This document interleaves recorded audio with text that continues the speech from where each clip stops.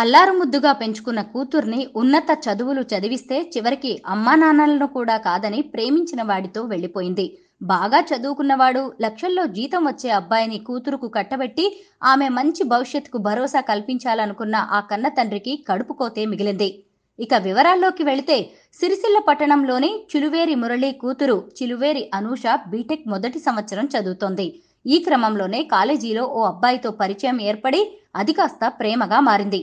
ఏకంగా తల్లిదండ్రులకు ఎలాంటి సమాచారం ఇవ్వకుండా ఇంట్లో నుంచి వెళ్లిపోయి ప్రేమించిన వాడిని పెళ్లి చేసుకుంది. వేల ఆశలతో కూతురు పెళ్లిని ఘనంగా చేయాలని భావించిన ఆ తల్లిదండ్రులకు నిరాశే ఎదురైంది. తమను కాదని వెళ్లిపోయిన కూతుర్ని తలుచుకుని తండ్రి మురళి బోరున విలపించాడు. కూతురు ఇష్టం లేని పెళ్లి చేసుకుందని, ఇక నుంచి తన కూతురు చనిపోయిందంటూ ఇంటి ముందే ఫ్లెక్సీ ఏర్పాటు చేసి నిరసన తెలిపాడు. ఈ పరిణామంతో ఇంట్లోని కుటుంబ సభ్యులు, బంధువులు ఆ తండ్రి ఆవేదన చూసి బోరున విలపించారు.